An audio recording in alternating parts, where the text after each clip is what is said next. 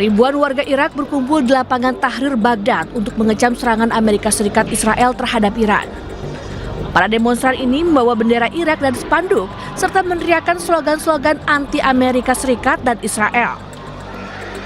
Aksi demonstrasi ini diserukan oleh ulama hingga warga Baghdad yang mengajak para pendukungnya untuk berkumpul mengecam agresi Amerika Serikat dan Israel terhadap Iran di kawasan.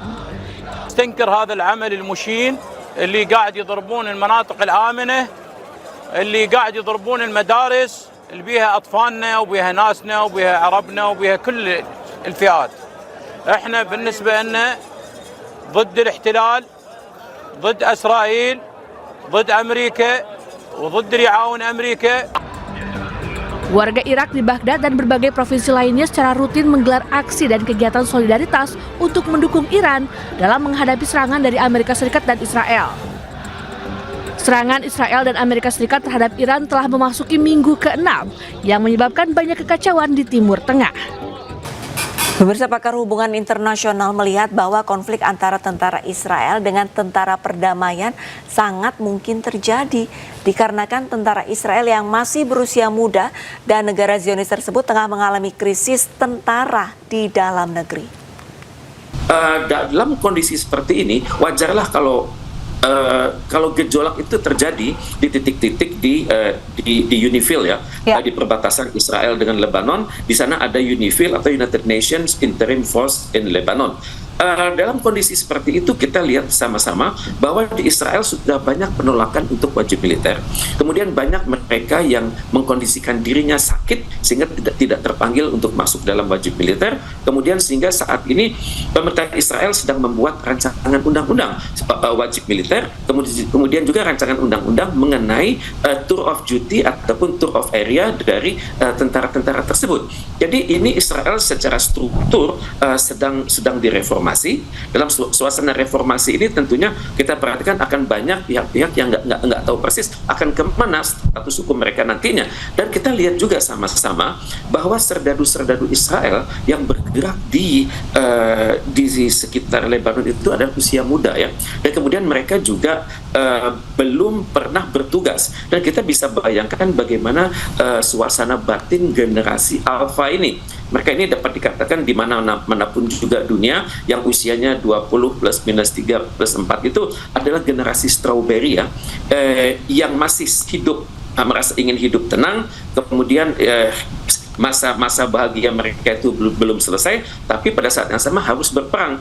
Dan untuk itu saya bisa perhatikan kemungkinan besar metode-metode pendidikan, pelatihan, training kemiliteran mereka itu diselenggarakan dalam suasana emergency. Maka dapat dimengerti kalau saudara-saudara Israel tersebut kemungkinan besar tidak taat instruksi ataupun mereka menggunakan senjata tapi secara tidak prosedural karena mereka berpikir saudara saya terbunuh dan sekaranglah saatnya saya melakukan hal yang sama. Ada rumus mengatakan an eye for an eye, dan untuk itu saya perhatikan inilah yang terjadi, pembunuhan dilakukan oleh IDF atas tentara Indonesia. Untuk itu kita tentunya harus sadar bahwa tentara Indonesia itu kan datangnya dalam konteks UNIFIL ya. Mereka datang itu sesuai dengan mandat Dewan Keamanan PBB tahun 78. Kemudian mereka sudah bertugas sesuai dengan resolusi revolusi nomor 1701, dan tugasnya kan memantau perdamaian, kemudian mengawasi penarikan pasukan, kemudian juga patroli, pengamanan pos, dan juga mediasi. Tugas mereka adalah murni perdamaian, tidak untuk melawan siapapun. Betul. Lebih dari 5 pekan konflik Amerika-Israel dengan Iran, belum juga ada tanda-tanda akan dibukanya Selat Hormuz yang menjadi lalu lintas 20% kebutuhan minyak dunia. Parlemen Iran tengah mempertimbangkan kebijakan untuk menetapkan biaya bagi tiap kapal tanker jika melewati Selat Hormuz. Biaya $1 Amerika Serikat per barrel jika satu unit kapal tanker mengangkut 2 juta barrel minyak. Artinya harus membayar 33 miliar rupiah tiap kapal sekali melintas.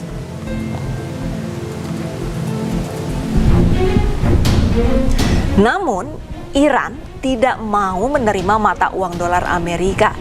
Iran meminta pembayaran menggunakan mata uang Cina yaitu yuan atau menggunakan aset digital seperti stablecoin. Meskipun kapal menyanggupi pembayaran, namun ternyata tidak serta-merta bisa melintas langsung. Kapal tanker harus mengikuti prosedur yang ditetapkan Garda Revolusi Iran.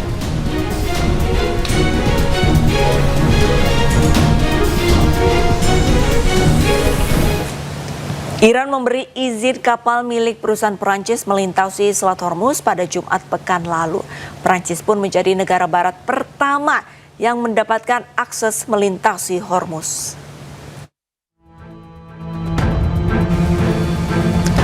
Kapal kontainer berbendera Malta milik perusahaan Perancis SMA SGN menjadi kapal negara barat pertama yang mendapatkan izin melintasi Selat Hormuz sejak pecahnya perang pada 28 Februari silam.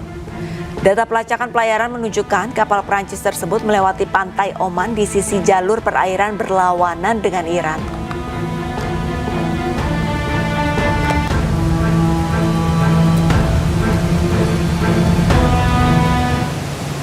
Dampak dari konflik Amerika-Israel dengan Iran terus mengenai negara-negara lain, di antaranya Bangladesh yang baru saja terjadi aksi demonstrasi akibat kenaikan harga bahan bakar minyak.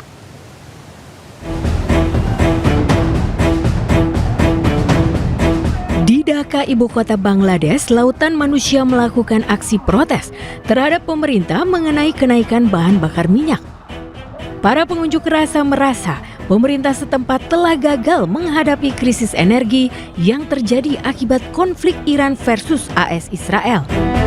আমরা ইরান যুদ্ধটাকে সামনে যদি নিয়ে আসি তাহলে সেটার কারণে আমাদের জ্বালানি সংকট, যেহেতু আমাদের সোর্স কান্ট্রিগুলো মিডল ইস্ট কেন্দ্রিক, সেখান থেকে বাংলাদেশে তৈল আসার জন্য যে সিস্টেম, এই সিস্টেমটা ব্যাঘাত হচ্ছে। কিন্তু ব্যাঘাত হলে আমাদের সাথে তো তাদের ভালো সুসম্পর্ক তৈরি করা দরকার।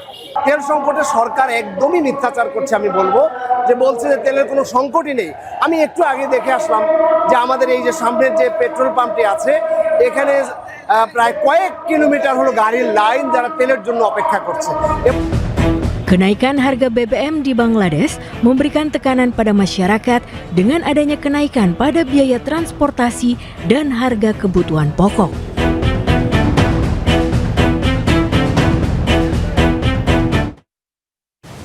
Antrean panjang membeli BBM juga masih terlihat di Myanmar. Bukan sekedar harga naik, namun stok BBM di Myanmar juga terbatas.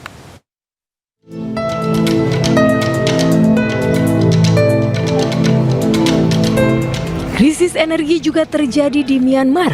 Seorang kreator konten merekam keramaian warga di area SPBU.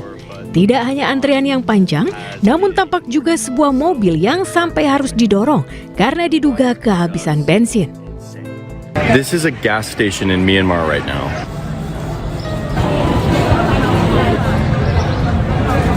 Insane. Membludaknya pembeli harus membuat warga rela mengantri hingga 3 jam lamanya.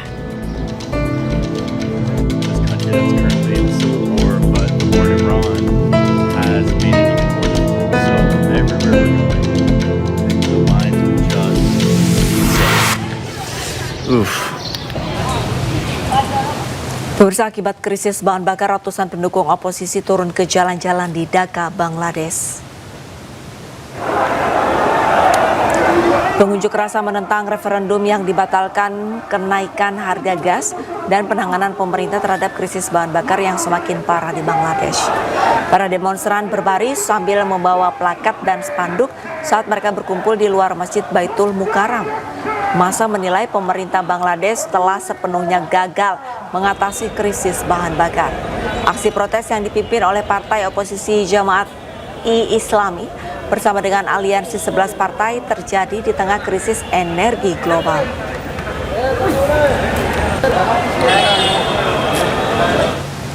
Ratusan pengemudi taksi di Brussels, Belgia melakukan protes menolak kenaikan biaya aplikasi dan lonjakan harga bahan bakar selama perang di Timur Tengah.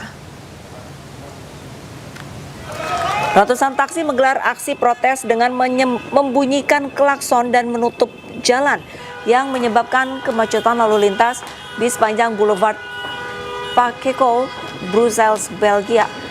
Para pengemudi tersebut memprotes keringanan pajak bagi aplikasi, namun mereka menanggung beban akibat lonjakan harga bahan bakar.